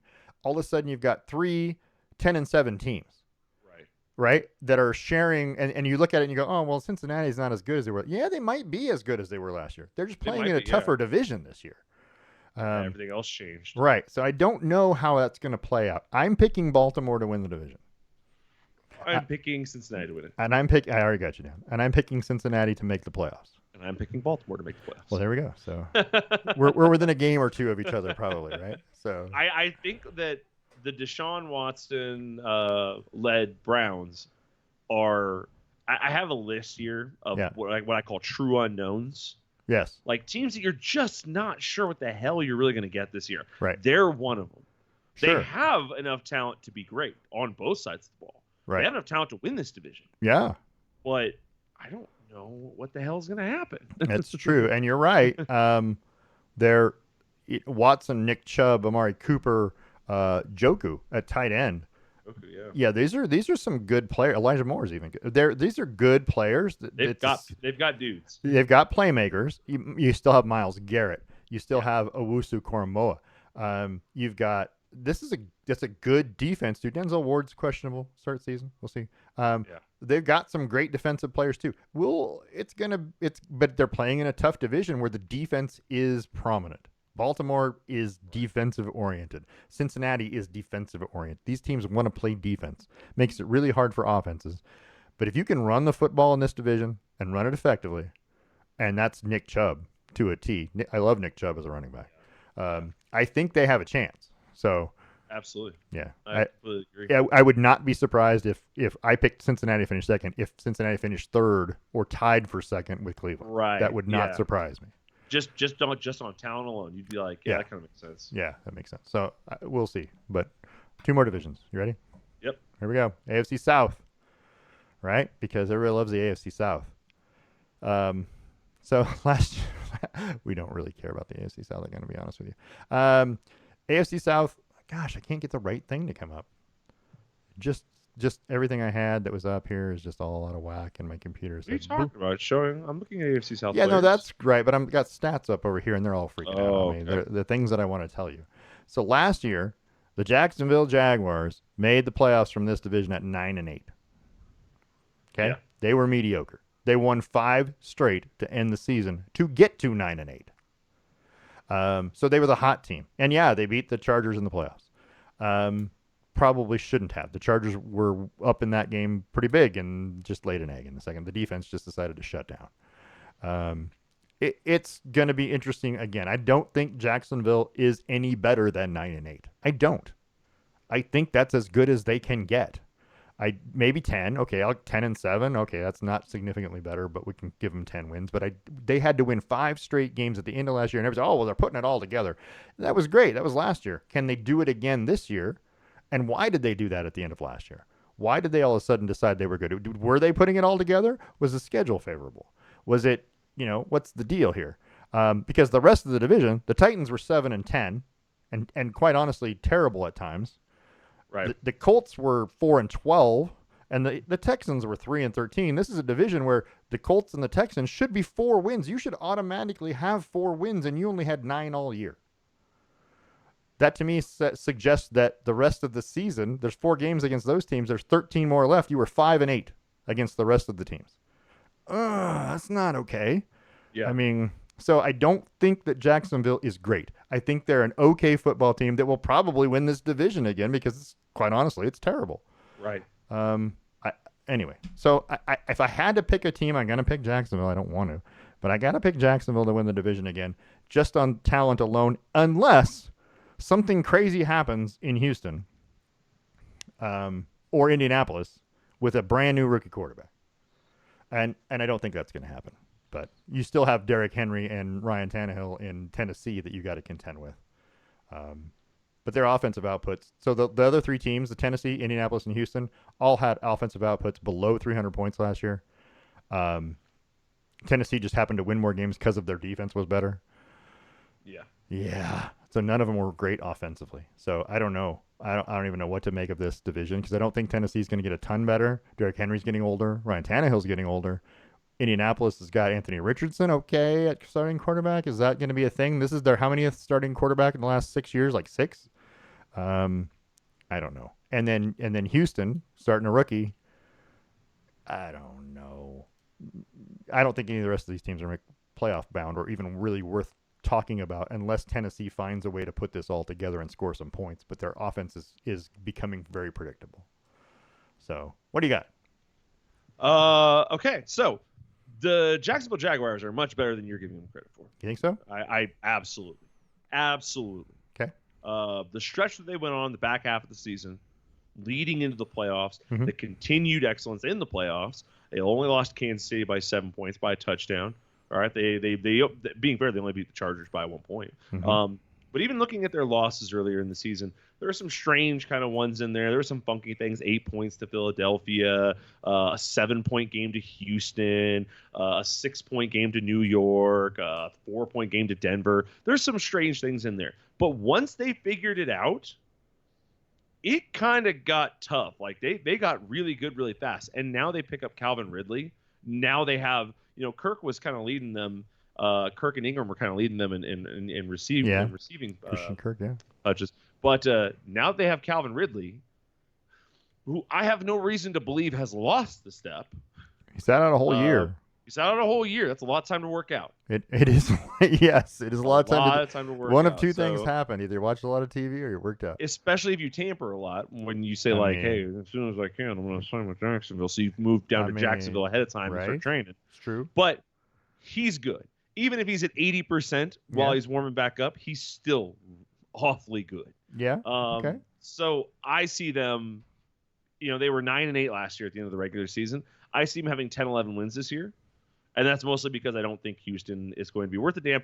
I actually think that the Titans are going to take a huge step back. Everyone's penciling them in at 500. I don't think that's a good call. Yeah. I'd actually be surprised if they win 6 games this year. And I think that Indianapolis is going to be a bit of a surprise. The Think so? Jonathan Taylor thing is holding me up a little bit. Yeah. Just because, okay, is it Naheem Hines then? Is he the Right. guy that Yeah. I'm expected to put? And so I'm just not 100% sure about them. So ultimately, I just say that Jacksonville's really good. They get into the playoffs easily, and no one else from the division does. Okay. Yeah, and I can get behind that. I don't know that C.J. Stroud is the answer in Houston. They need a lot more help than just C.J. Stroud, but Absolutely. Well, you tank for another year, you get another good piece. yeah, it's what you're going to have to do. Exactly. Yeah. yeah, I don't know. Uh, okay, you can say that about Jacksonville. That's fine with me. I do think Tennessee is not. I mean, they're not getting any younger, and they're not They're changing the way not getting. they're not changing the way they do anything. Derrick Henry isn't getting more durable. He's getting No, less durable. Ryan correct. Tannehill isn't getting more accurate. He's getting less accurate. Yeah, so I don't think that's a thing, but I don't think either of the other teams, Indianapolis or Houston, is capable of competing with Tennessee even. Correct. So yeah, I feel like the same order of finish, you can pick Houston and Indianapolis in any order you want at the bottom. Indianapolis is a big wild card for me. If you told me they were going to win, 8 games, 9 games this year, I'd be like, okay. If you told me they were going to win 2, I'd be like, okay. Like, just they kind of fall all over the place. Rookie quarterbacks, hard to predict, but the Yep. Colts at least have some talent outside of the quarterback. The Texans don't really have any. Well, So that's why that's why the Texans are written off so fast. well, that's true. Defensively, Indianapolis has some players. Absolutely. Michael Pittman Jr. is a great receiver. He's serviceable number Do one. they still have T.Y. Hilton? No, no. I don't even know who's on this roster. And then their projected number one on their depth chart is Zach Moss at running back, and he's questionable. So I feel like if they go in there with of course they already have Gardner Minshew at backup too, so there's that. Yeah. In case that Anthony Richardson goes down, they got the stash. So I don't know. We have Isaiah McKenzie on this team. I didn't know that. Yeah, it's an interesting roster. But their defense with Shaq Leonard, DeForest Buckner, Shaq Leonard, yeah, Ebukam, like these are great players. yeah, So they really are. defensively, I'm not worried about them, and that's what makes me say, okay, could they get 8 wins? Sure, because the defense is going to keep them in. Offense got to do just enough. Yeah, and I think Indianapolis last year lost. Well, they had a couple of games that kind of skewed their season stats in terms of for and against. They lost 26-3 to New England. They lost 54-19 to Dallas, Right. and that automatically skews your points against thing. They lost by 1 to Philadelphia, right? I mean, they lost by 1 to the Commanders. There were some close games. There were a couple of blowouts too. But By the way, that's a trend I'm seeing looking around. There are a lot of teams that Philly beat by like 3 points or less. Barely, yeah. Like a way more than I thought. Like I remember Philly as being just dominant last year, but when I look back over the stats, I go, oh man, they kind of snuck out quite a bit. Well, they started the season looking dominant. They had a 3-point win over Detroit, but then they beat Minnesota 24-7. They beat Washington 24-8, right? And they looked like that team that just kind of throttled teams. But the rest of the games, 8-point win, 3-point win, 9-point win. Okay, they lost to Washington, which somebody explain that to me.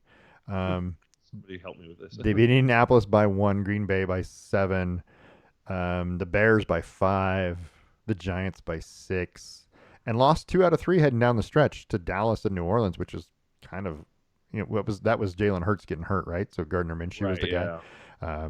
So there was that, but and then of course they go into the playoffs. They crush the Giants 38-7, and the Niners 31-7. They looked like the complete football team at that point. So yeah, I think it's going to come down to how well they can run the football.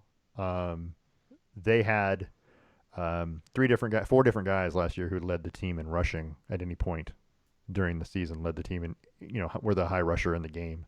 In the playoffs, it was Gainwell, but all season long it was Sanders. It was Hurts like 4 or 5 different games. When Jalen Hurts is leading your team in rushing, it's probably not the best thing. It's more alarming than people are willing to give it credit for. Except they won all those games. Right. During the regular season last year. They won 4. He led the team in rushing 4 times in the regular season. They won all 4 of those games. So it's interesting. And his Jalen Hurts numbers are also interesting. The passing numbers range from 153 yards to 355. Well, it was Minshew, 380 yards. You know what I mean? It's all over the place. And I think they were a little hit and miss, but their defense was good enough to not give up more than 18 or 19 points a game. Sure. That's pretty good. You're going to win a lot of football games. So I still think Philadelphia is probably the best team in the NFC. But anyway, well, we're not talking about the NFC. Yep. We got one more division. We got one more. We got one more. Here it is. Ready? Wait, did we get this one? It's just Jacksonville, right? Is that what we decided? Just Jacksonville, yes. Okay. So let's go to the AFC West.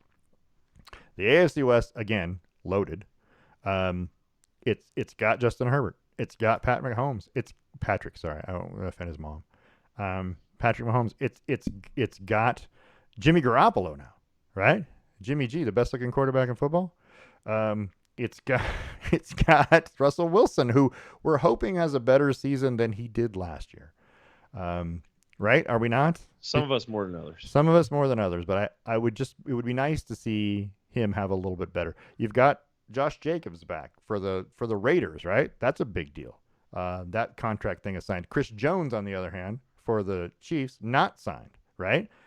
Probably thinking he's leaning towards playing on Thursday tomorrow night, but he's just I just want a new contract. I get it, but the best way to do that is to go out and get 6 sacks tomorrow night, and then you're good, right?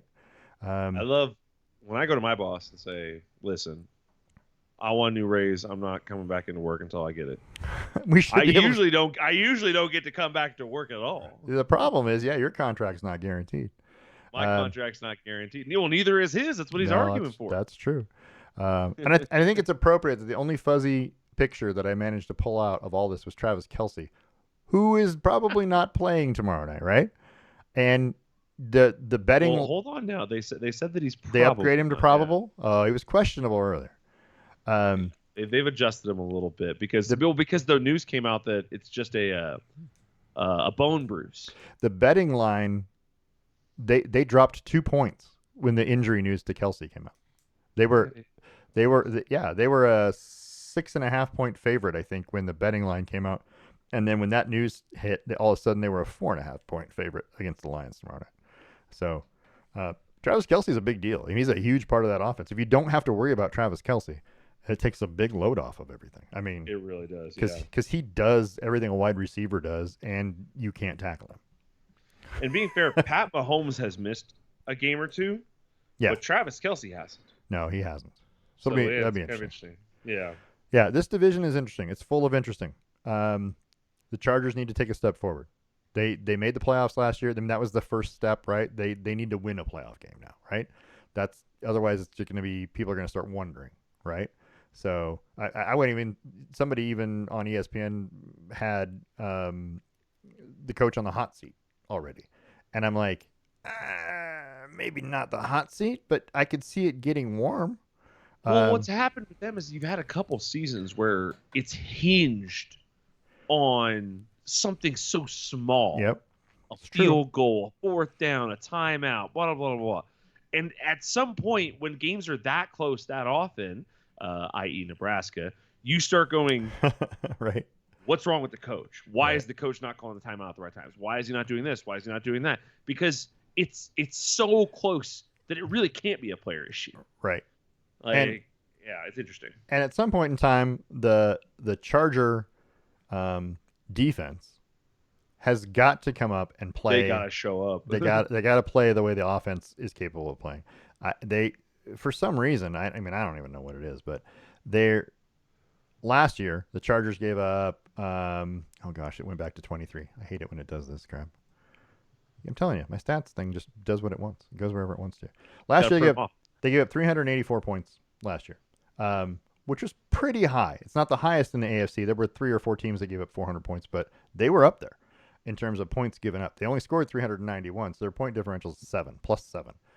The 391 is a good amount of points. That's a lot, yeah. So your offense can't do a crap ton better. The highest team in the AFC is the Buffalo Bills at 455, or I'm sorry, the Chiefs at 496. But the average of the really good teams is about 420. So you're only like 20 points away from being right there with the top 3 or 4 teams in the league offensively. It's your defense. They're gonna have to step up and do something. They have players. They have individual players. Joey Bosa, can he stay healthy? Right? Khalil Mack, Eric Kendricks, they got from Minnesota, I think is a big pickup. Derwin James, Asante Samuel Jr. This is a team that has talent. Can they put it all together and be the defense that they need to be to propel the offense forward? But that's the Charger thing. Denver, on the other hand, right, needs an offense to start performing, right? They need plays in on time. They need there's a lot of things they need. It wasn't that they weren't talented. It just looked like a dysfunctional team at times last year. It did. Yeah. So I don't know. My takeaway from it game after game was like, you're saying, what are we doing? Like when you say, what are we doing? it means that there's some disconnect somewhere versus what are you doing? Why are you throwing that? What are you doing? Like, Right. that means you're angry at someone. When you say, what are we doing? It means that there's something not working. Like, there's something bigger not working. Why are we lining up this way? Why are you over there? Why is this play not in? Right. And there were a couple of times where you said that about Russell Wilson, but it wasn't necessarily his fault. It did happen. I mean, don't get me wrong. He had his worst year as a quarterback. Like, without a doubt. He still finished top 10 in passing yards Right. in the league. He didn't have he wasn't leading the league in interceptions or anything like that. He definitely wasn't leading the league in touchdowns either. So he had ultimately what turned out to be an okay year quarterback wise. Right. Bad year for what you expect from Russell Wilson. Right. And that's especially disappointing. But so many times a play would come in and we've got an eye for him set in 3rd and 20. Yeah. I mean, and I'm like, what do we think is going to happen here? It is weird. It was a weird year. So remember earlier I said that I don't think the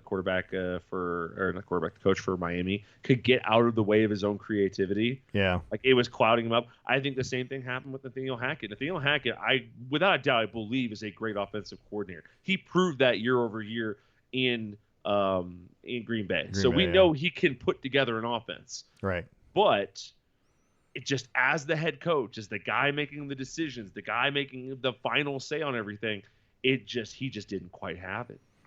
Yeah. And to be fair, to the Denver Broncos, the Denver Broncos lost 3 games in overtime last year. They lost to the Seahawks by 1 point, the Ravens by 1 point, the Chargers by 3. They were, I mean, those 3 overtime games, let's just say, go their way, right? Yeah.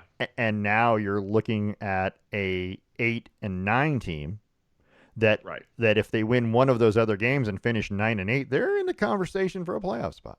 It was much closer than it seemed. Yes. Now, to be fair, they also won a couple of close games.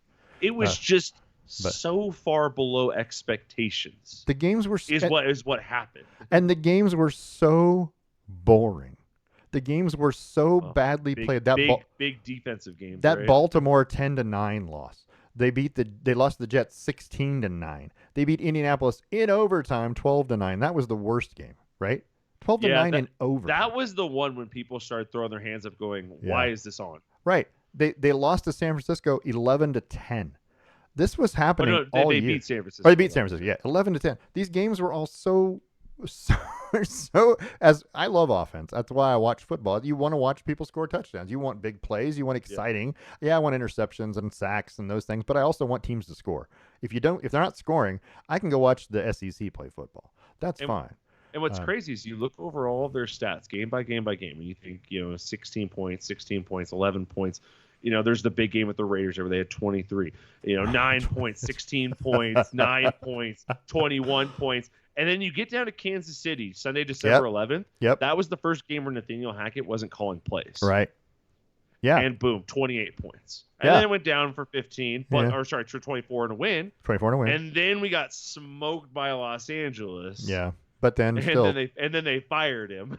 24 and then 31. Yeah. But over the final, 5 weeks of the season, and we went from like 15 points a game to 25 points a game. And that loss to Denver, the win over Denver, if you want to, or win over the Chargers, that last game of the season, hurt the Chargers so badly in terms of playoff position. It was one of those. Killer. It was one of those games where, just like last year, they missed the playoffs because they couldn't beat the Raiders on the last game of the season. It hurt my heart because I root for Justin Herbert. Yeah. Even though it's an in-division rival, I root for the success of Justin Herbert. And at that point, the Broncos were out of it. They were eliminated. Yep. So beating the Chargers just hurt the team that I was going to continue to root for in the playoffs. Yeah, that was not good. But anyway. The Broncos disappointed me a couple times last year. I mean, it happens. So yeah. I mean, anyway. Anyways. Yeah. All right. So you're picking this division. Yeah. What do you got? I think the Chargers are going to win it. You think the Chargers are going to win the division? No, you don't. Yes. You don't. Yep. I think the Chargers are going to win the division, but I think it's going to be narrow. Like, it's going to come down to, late season they beat the Chiefs on something or another. Like Okay. it's going to be And you tight because they play the Chiefs the last week of the season. and the Chiefs are in the playoffs as well. The Chiefs are, of course, yes. Okay. Chiefs are definitely in the playoffs. Okay. I have it the other way. I have Kansas City and then the Chargers. Yeah, I just think they're just barely gonna sneak it out. But hey, a division win's fun. Right. Yeah, I don't. It'll be interesting. Okay. So now, who's number one? Who's the number one overall in the AFC? Is it still the Chiefs? Well, it can't be if the Chargers are winning the division. Well, that's true. You got the Chargers. That's right. So you got Buffalo, Cincinnati, Jacksonville. It's going to be Buffalo. Okay. All right. I'm going to go with Kansas City still as the number one. That's fair. Just FYI. But because I can't until someone beats them, knocks them off. It's can't. not a bad bet. Like I'm over here taking a risk, and I know yeah. it. It's yeah, like you it's are. like picking against the Warriors. Like why would you? Right. Yeah. All right. I like it all though. Okay. So just to throw it out there, then, if you had to pick this, you picked Philadelphia to be the number one in the NFC. Who actually wins the NFC and goes to the Super Bowl? Damn, that's tough. Yep. San Fran. Okay. I like it. I'm picking San Fran too. Hey, there we go. San Fran makes the title game. Okay. And then in the AFC, who wins the AFC? I'm gonna say the Chiefs. Just from the wild card having spot. the number one spot. Okay. They're from that because I'm telling you, I think the Chargers are gonna sneak into it, but the Chiefs can't count them out, right? What did I say? What did you say earlier? And I'm going to go with Buffalo. Hey, fair enough. So there you go. So you have Buffalo, San Francisco, Buffalo, and I San have Francisco. Chiefs, San Francisco. Chiefs, San Francisco. Right. And we'll see how that goes. We're not gonna pick a champion yet, a Super Bowl champion yet. We'll just kind of see how this goes. Unless you want to. Mid-season, week Mid-season. week 9. Week 8 or 9, yeah, we can pick Yeah. pick a Super Bowl champion. Yeah. Let me see if this plays.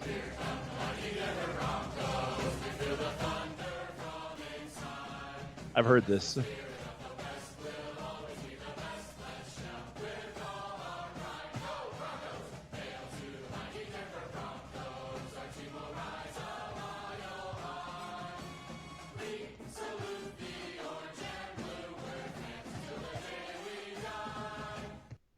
There you go. All right. Why That was are like so like in college they have songs, Yeah. right? Yeah. That you sing. You know, the Ducks do shout, and they do it at Sandman at Virginia Tech. But they have songs. Obviously, those are like external songs, but they have like fight songs. How come pro football teams don't have fight songs? There you go. How come? Pro football teams don't have fight songs. Well, that's what Like, how these. come more That's people what haven't these adopted are. that? But they don't. They haven't stuck. But there's no band to play them all the time when you score. Every time you score, you hear Rocky Top, right? Every time you score, you hear $60,000 speaker they system don't in here could have probably a handle that. band. They are getting paid to play that tape of. Do the whatever. Denver Broncos need a band? I mean, Should everybody I needs contact a band. Should I contact some local Broncos fans about creating a Broncos band? I think and you we'll should. play every year. Yeah, I think you should.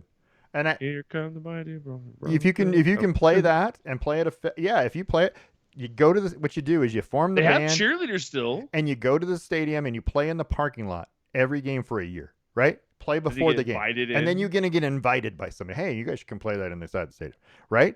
And Sometimes I got to work though. I can't. or maybe you play at halftime of a game. You know what I mean? You get invited in to go do a halftime show, and you guys I'm just saying, have to learn more than one song. You give me and my bandmates, about 15 of us, like 10 seats, and you mic up our things, and bada bing, bada boom, we got the crowd rocking. I believe it. I think I think it's a Next great thing you know, idea. Next thing you know, I'll end up on some documentary on Netflix about the only non-college football. Right. It's the only non-college football band. Yeah, that would be exciting. I think you should do it. I think it'd be great. I'm on board. I am supporting you in every way. And if you get in, I want tickets. Yep, I'll try to do that. All right. So that's all we have for today. Again, we're on YouTube every week. We're on Facebook under the Best Slam Sports Show. You can email us slamsports@gmail.com, and always check out the webpage. We want to thank ESPN, Fox Sports, NBC Sports. I usually start the music by this point in time, and I haven't because I hadn't. Yep. NBC Sports, ABC Sports, CBS Sports, the NBA, which we didn't talk about today. The NFL. It's just in my list of things, right? Also on here is the PGA Tour and all. The NCAA, Formula One. Of course, we want to thank our sponsors, The Range in Yakima, Boss Kitty Yarn, Stavenstone Wine Estates, and Hood River. Next week, college football, NFL football. It's going to be exciting. This has been a Brain Rock production, a division of Lonely Tree Media, LLC. We'll see you next week.